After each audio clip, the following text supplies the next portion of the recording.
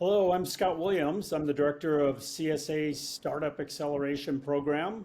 We have two primary goals in the Startup Acceleration Program and that tie into the whole of CSA, and that is to amplify the visibility of our startup and AI members who are innovators with compelling solutions. The other main goal is to help educate you, our CxO trust members, our enterprise members and practitioners, to give you visibility into who the innovators are that are really solving some big cybersecurity challenges, whether they're leveraging AI as part of that solution or even protecting AI. So before we introduce the rest of the panel that's with me here today, I want to share a few details of today's session and how you at the end of the event can participate. The CSA Startup Pitchapalooza is a competition that we throw for early stage members, typically less than 5 million in annual sales. And this year we had 38 of our startup members who told their stories and responded to questions like, what makes your solution game changing? Share a use case. Why would a CISO implement your solution? What are some of the capabilities that you augment or even replace? And even, lastly, where are you going with your solution? So, as the top four that are with us today, we had judges like Stephen Scharf from BlackRock, from Tima Soni from the cybersecurity division of the UN, and we had Jerry Cochran, who has held several senior roles at Pacific Northwest Laboratories. Each of them evaluate new technology in their current roles, and they served as our judges for looking at the 38 submissions that came in. These four that are with us today are the top four, and we're excited to have them here with us. All CSA members who contribute to the best practices, leverage the best practices, and build solid solutions. So with that, let's meet the rest of the panel. Rich? Hi, I'm Rich Mogul. I'm the Chief Analyst for the Cloud Security Alliance, and I will be the audience representatives for today and asking questions and follow-ups after we get each of our presentations. I'm Daniel Rubenstein, co-founder and CEO of Adversa. Very happy to be with you guys.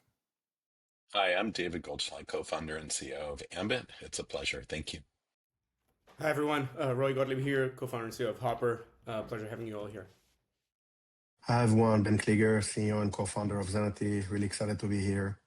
Fantastic. All right. So for the audience, remember at the end, you're gonna get to hear each of our top four do a quick pitch on their solution. So this is an opportunity to hear four of the top solutions involved with CSA.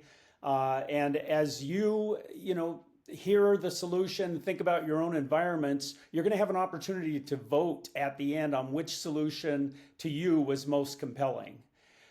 So we're going to turn it over now to each of our panelists, and we'll start off first with David from Ambit. Hi, I'm David Goldschlag, co-founder and CEO of Ambit.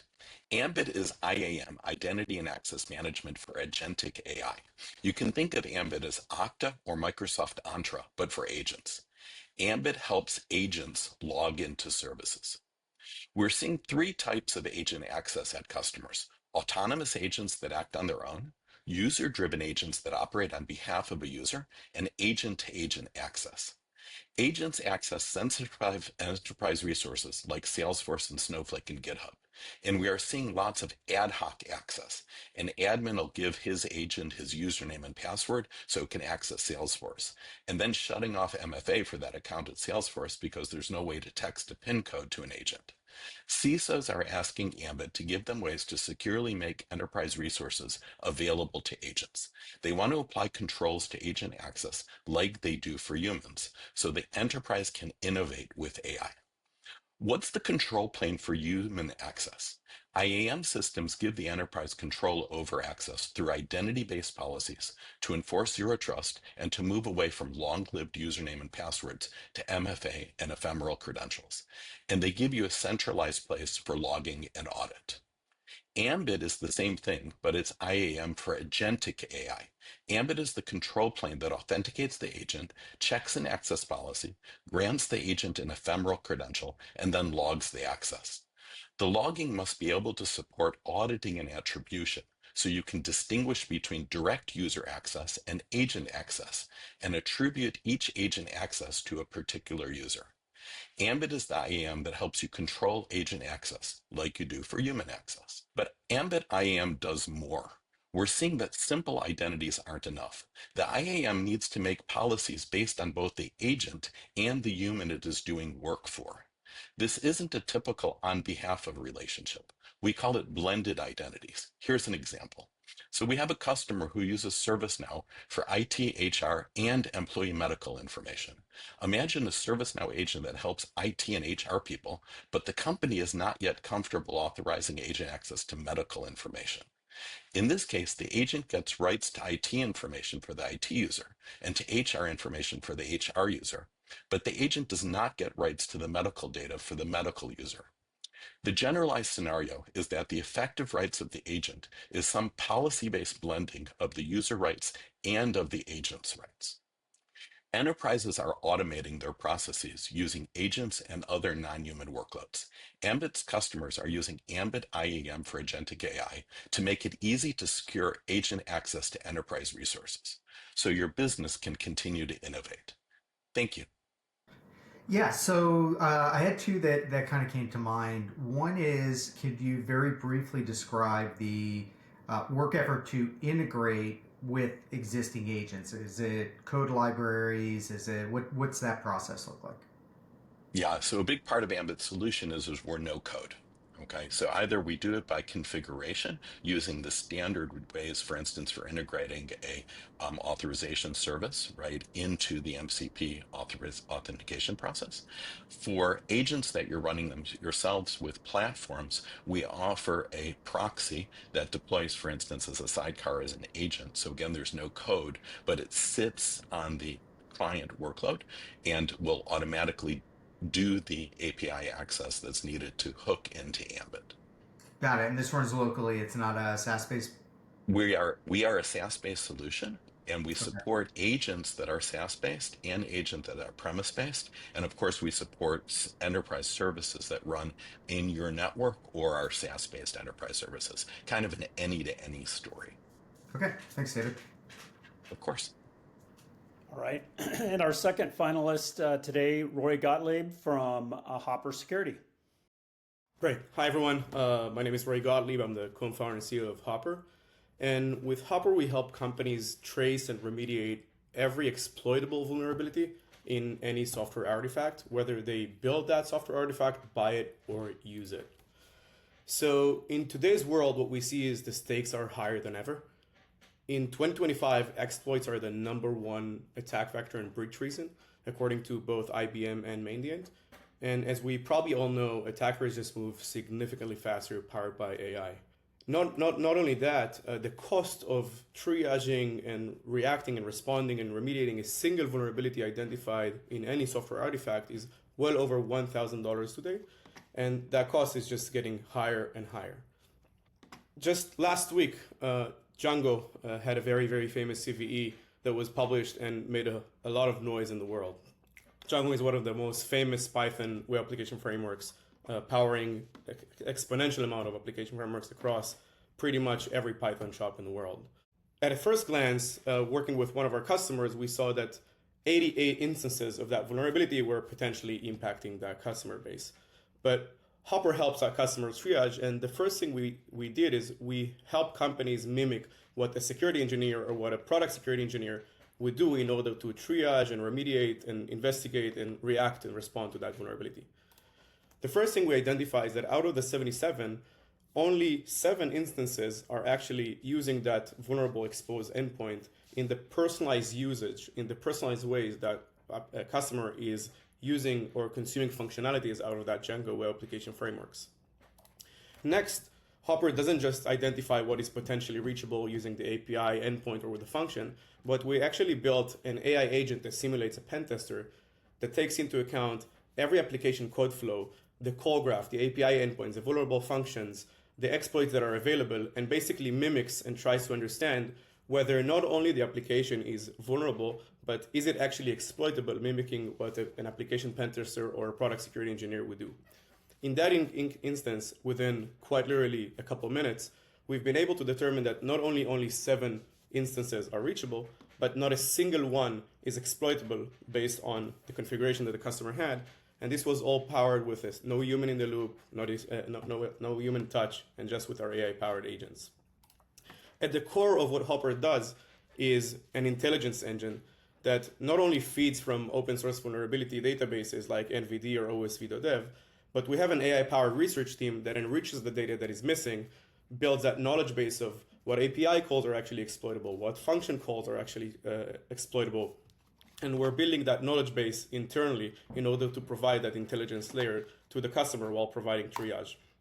Hopper doesn't stop just at a triage level, but we also take into account the business context, the SLA, the metrics that the customers say, in order to basically prioritize and make sure that customers comply with SLA metrics and commitments to customers. We also help our customers identify what are the most impactful fixes that they can deploy in order to remediate the highest amount of risk across the broadest blast radius of their software estate. The last thing we do is not only we help customers triage, remediate, but we also provide both customers and their own customers with the evidence that they need in order to actually identify and prove whether a vulnerability is exploited or not, or exploitable or not, in the specific way they use the application. Hopper is built for enterprise-grade customers. When we're capable of scanning any software artifact, whether it's code you build, code you buy, code you use, across any web application or complex code base in the enterprise environment. That capability allows us to autonomously and very quickly identify what are the 1% of findings that are actually exploitable in the way customers use their applications. The platform is not just a promise. We've already displaced leading vendors in the category and are working with the most leading and forward-looking companies in the world, both displacing tier 1 customers and proving real value, real ROI across a variety of customer base. So just bear in mind, noise in security doesn't just kill speed. It actually kills innovation. And what we do with Hopper is we turn that noise into an actionable knowledge base and actionable findings that teams can actually respond to their vulnerabilities with. Thank you. I'm Roy with Hopper, and I'm looking forward to working with all of you. Yeah, so some questions to follow up on what you said there. So it looks like you are determining which of the vulnerabilities are exploitable. Are you doing that by looking at the code itself to look at the various function and system calls? Or you also mentioned something about AI agents. Are you actually trying to simulate exploitation through those? So we're doing both, and we don't necessarily only scan code. The platform is quite software artifact agnostic. We can scan source code if that's what you want to give us, but we can also scan compiled code in a container form, in a bin form, in a zip form. We're quite agnostic into the input of the platform, and we have customers sharing with us AMI images, container images, source code. So we're quite agnostic in terms of the input to the system. And then what we do is, the first thing we do is deterministic triage of what is potentially exploitable given the personalized way the customer uses API endpoints and functions. But then we use AI to mimic what a researcher would do and kind of try and actually weaponize and implement that exploit. Only then, if we're capable, then we provide the proof. And if not, we at least inform the customer that we've done everything in our power, and although something is potentially reachable, yet we haven't found immediate risk, and this is not necessarily a fire drill, you can sleep well tonight, but still recommend fixing this tomorrow. Got it. So it sounds like there might be a human element to this as well after you run the automated tooling? There is no human element on the Hopper side. We basically expose all of the findings that we have to the customer. So for example, if the AI agent identifies a configuration that's missing or something that requires manual investigation, we would point to the customer to look into that as well. In that Django example, there had to be something that has to do with the parameters, something that has to do with a term called quarks, or like a specific way of using the framework that we've analyzed the code and informed the customer that we haven't identified anything. We share the caveats of this only stands as long as, please validate this. But we've basically automated everything that has to do with the triage process. Okay, thank you. All right, let's move over to Ben with Zenity. Hi everyone, Shalom. Ben Klieger, CEO and co-founder of Zenity. Zenith's mission is to secure AI agents everywhere. We don't just say that, we actually mean that and do that with some of the largest organizations today in the world. My assumption is that everyone are talking to you already about AI agents. AI agents are really taking the enterprise by storm. We're seeing usage of custom agents, off-the-shelf agents across the different business units in some of the largest enterprises today in the world. Financial services, healthcare, pharma, everyone are leveraging AI to be more productive, save costs, and obviously become an enterprise of the future.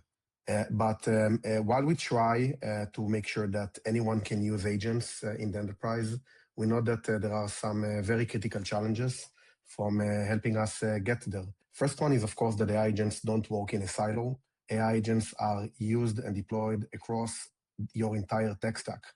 Whether you use SaaS ecosystems like Microsoft Copilot, ChatGPT Enterprise, or Salesforce, or in homegrown environment combined with cloud infrastructure in AWS Bedrock and Azure Foundry. And of course, AI agents that run locally on our end user devices, AI coding assistants, browser-based agents, and of course, computer-based agents. We talk about the completely new attack surface, direct or indirect prompt injection, data poisoning, data exfiltration, whatnot. Agents are really connected to all of our most critical tissues in the enterprise.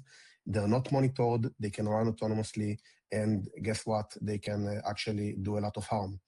And we also know that all of the existing processes and tools that we have invested a lot as a security community and industry in the last 15 or 20 years are pretty much irrelevant because agents are not behaving like employees. They don't just run on the device.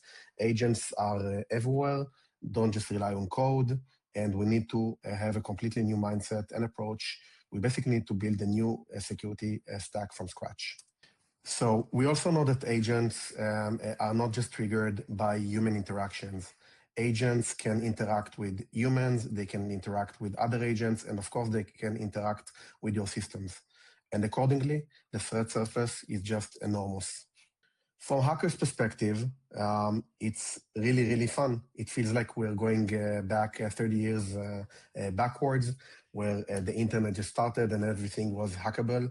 You think here some examples on one hand of how much effort the agent platform providers and all of the foundational models are putting into making sure that they're increasing their security benchmarks. But on the right side, you're seeing some examples that we ourselves shared at Black Hat just several months ago. But as an industry, we're hearing about new attacks, new vulnerabilities pretty much on a weekly basis because it's just so easy to hack those agents and make them do things that they're not supposed to do. So that's, of course, why we built the Zenity platform. Our focus is to secure agents everywhere, and the entity that we're focused on is the agent, as you can see on the left side, no matter what are the different interfaces that it is communicating with, whether it's the memory access, the identity that is behind it, the action that the agent can trigger. We look at all of it, and we try to put few things into sense. We first of all try to understand what is going on with the observability. We try to find misconfigured or exploitable agents, making sure that you don't push into production agents that are insecure. And of course, with detection and response, we can also detect rogue agents and also prevent things inline. And what's beautiful about it, as you can see, we're doing it across the tech stack. Zenity doesn't just work for agents that you run locally on your device or agents that you might use from Copilot or Google. We have multiple ways to plug in into your environment, and accordingly, we can make sure that we are your trusted partner and advisor in your journey to enable AI agents securely in the enterprise. We do that with three different offerings. Zenity Observe discovers and helps you deal with shadow AI across all of your tech stack. Zenity Governs, as I've said, is analyzing all of the interconnectivity of the agents, the configurations, their actions, the data that they process, and we find exploitable agents.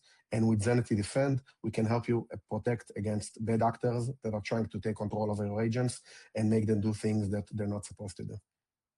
This is battle-tested. Zenity has been around for quite a while. We're working with some of the largest enterprises today in the world, Fortune 500s mostly. And you can see that once Zenity is plugged into the environment, the impact is absolutely mind-blowing, and it's pretty much immediate, right? So once Zenity is plugged into the environment, we can not only tell you where the risk is or help you map the environment. We're actually helping you to be proactive, reduce the risk, and making sure that you have guardrails and threat protection in place in no time. We're very proud of our team and of the great work that we are doing as a security community. We're contributing a lot, whether it's to DEF CON, Black Hat, OWASP, of course, the Cloud Security Alliance. We're working closely with the entire community. We're trying to make sure that everyone understands these new risks that are stemming from usage and from the pervasiveness of AI agents in the enterprise. And we will continue to do so. We are committed to that. We're working very closely with analysts as well to make sure that the industry as a whole becomes more educated and understand that there is a new attack surface here that needs to be properly managed. Thank you so much. This is my personal email. Feel free to reach out to me. I would love to have more in-depth discussions. Yeah, Ben, so the part I'm really curious about is how you're actually able to do this for when people are using agents on the SaaS side. So if somebody's built something up in Copilot or ChatGPT or one of those other services. So thanks, Raf. It's a great question. So first of all, we also partner with some of the hyperscalers to make sure that we know their ecosystem really well, and that we can get, let's call it unique access once needed. For example, we just announced a few weeks ago a very intimate integration with Microsoft Copilot Studio, where we actually sit between the agents and the tools that you can invoke inline. That's based on a partnership with Microsoft that we have. But on a broader sense, in order to protect agents in SaaS, we connect via their APIs, we collect logs that are ingested, of course, into our service that can run in a SaaS deployment model or on-premise, depending on what the customer wants to do. Got it. And for the information disclosure part, if a customer wants to just look for their specific information or limit it based on employee, is that something that's a capability in there, or because of the nature of how these things work, is it kind of more categorical? No, that's definitely available. It's part of the Zenity observability pillar, where an organization that plugs us in, if they even not want to start looking at threats or having guardrails in place, simply to try and understand who is using the agents, how they're being used, they can use the Zenity observability pillar to get visibility not only to the build time of the agents, but also to the runtime, how the agents communicate with other agents, with human beings, the transcripts that are involved there, and basically whatnot. We cover the full landscape of how agents are being consumed in the enterprise. Okay, thank you.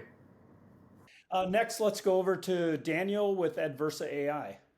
I'm Daniel Rubenstein, co-founder and CEO of Adversa AI.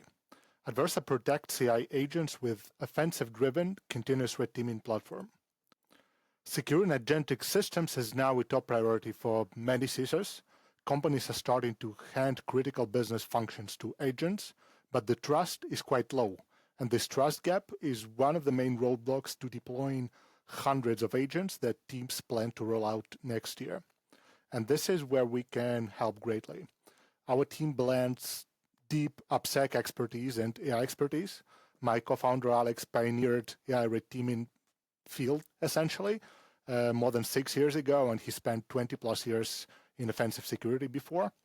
We're already working with multiple Fortune 500 customers, a top 10 bank, top 10 insurance, global top 10 fintech, big four firm, quite a few others. Our platform has consistently compromised every single generation of basically every frontier model within hours of release, and this is as best as it gets for a benchmark for AI red teaming. Effectively, Adversa is a world-class autonomous hacker. For every task of this human hacker, we have built on-prem AI models that read security research, create based on this research novel attacks, and not just find vulnerabilities, but provide concrete remediation. Essentially, what used to be a one-time service because of the cost and time and complexity is now available as a continuously operating product. Let me show how Adversa works with a recent customer example. It's a large fintech company. They just released a Copilot. The Copilot is based on the most secure frontier model API. It's protected by not one, but 2 guardrails. The company, to enhance their Copilot security, evaluated big four teams, boutique pen testers, a few competitors, and they picked us because of our platform unique capability to adapt attacks for business specifics and understand the full context of the agentic system, its tools and infrastructure, and our research DNA, I suppose. Adversa can simulate attacks on multiple levels, from script kiddie to the most advanced possible. We usually see results even on a basic level. In this case, we have seen none. Most red teams would stop there, but our agent just got to work. And thanks to its unique capability to adapt to business goals, it understood that it's a fintech copilot, it figured out that it must call a specific tool when asked about fee calculation, because LLM's not really good at math. And then using the database of different techniques combined with this full context of the Copilot tools and its infrastructure, it was able to place a code injection via this fees calculator essentially, despite two guardrails. The outcome of this code injection was full control and arbitrary code execution capability. And we helped to address this catastrophic vulnerability in time, hopefully. The platform provides a full successful attack path and a remediation. And this cycle of continuous red teaming and remediation is the best and only viable way to protect agentic systems. Guardrails can protect you from basic attacks now, but unfortunately the dark web is making sure that a low-skill attacker of tomorrow is today's advanced hacker. So only viable defense is to stay one step ahead continuously. Thank you. If you have an AI agent that you want to secure, talk to us. Cheers. Yeah, so can you describe a little more how your AI agents are able to replicate the techniques of the advanced attackers? Because of all the, obviously there's a lot of creativity and, kind of the gut feel aspects of that. Mm-hmm. This is a great question. This is the most complicated thing of what we do. We kind of divided this experience into many different areas. And we have built specific systems for each one of them, extracting the methodologies from research, combining different techniques. We do have a database of techniques and different algorithms and mutations and database of attacks, but by themselves, now they're mostly useless. And you do have to combine them in a very creative way. And we spend much time on it. And to a very large extent, we can replicate this gut feeling and creativity. Got it. And you're using your own models internally? Yes, absolutely. Okay. And how often do you retune your models to account for the new techniques? This, again, almost a continuous basis. We do have a separate model that ingests essentially security research and continuously updates everything. Great. Thank you very much. Thank you. All right. Thank you again to all of our finalists to your presentations today. For those of you attending, you got to see 4 compelling solutions today, and we're excited to hear your input. So for you'll get a chance to vote on the solutions most compelling to you. We look forward to seeing that. If I can connect you to any of our finalists today, again, feel free to reach out to them directly or reach out to us at CSA, CSA Startup at cloudsecurityalliance.org is how you reach us. Thank you so much and have a great day.